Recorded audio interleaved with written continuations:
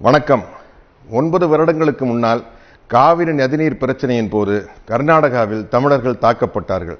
தமிழ் படங்கள் திரையிடுவதை நிறுத்தச் சொல்லி ஆர்ப்பாட்டங்கள் நடைபெற்றன.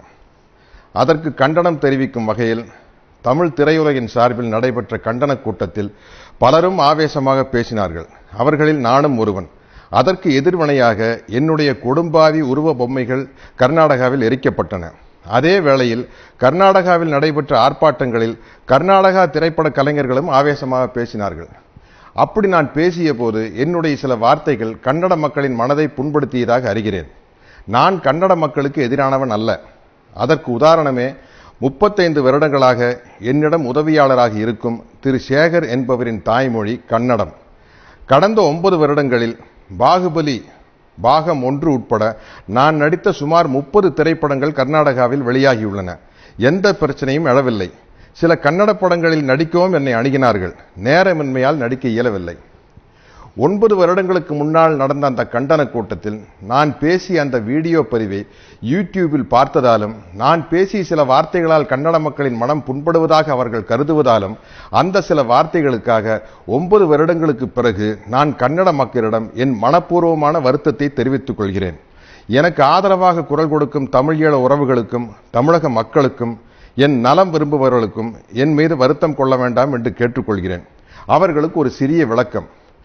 பாகுபலி என்ற மிகப்பெரிய படத்தின் ஒரு மிகச்சிறிய தொழிலாளிதான் நான். என் ஒருவனுடைய செயலின் பொருட்டு சொற்களின் பொருட்டு பல ஆயிரம் பேர்களின் உழைப்பும் பணமும் விரயமாவதை நான் விரும்பவில்லை.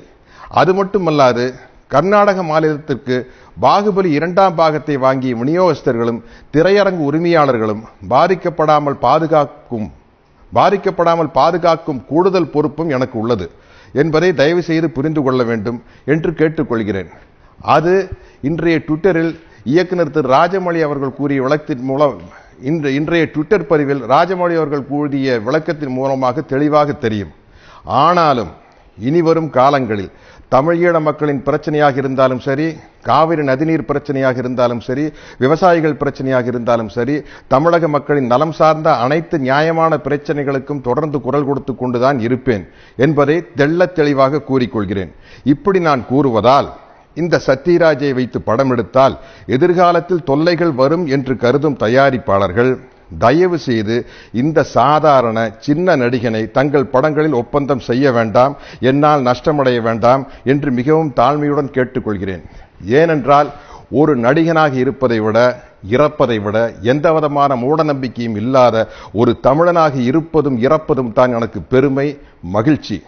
எனது மனப்பூர்வமான வருத்தத்தை ஏற்றுக்கொண்டு பாகுபலி படத்தின் 2ஆம் பாகத்தை வெளியிட ஒத்துழைக்குமாறு கன்னட மக்களை அன்புடன் கேட்டுக்கொள்கிறேன்.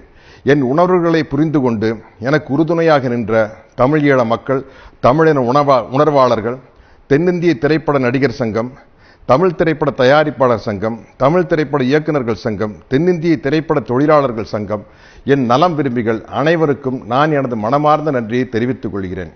என்னால் ஏற்பட்ட தொல்லைகளை பொறுத்து கொண்ட இயக்குனர் திரு ராஜமௌழி, தயாரிப்பாளர்கள் திரு ஷோபு, திரு பிரசாத் மற்றும் பாகுபலி படக்குழுவினர் அனைவருக்கும் எனது மனமார்ந்த நன்றியை தெரிவித்துக் கொள்கிறேன்.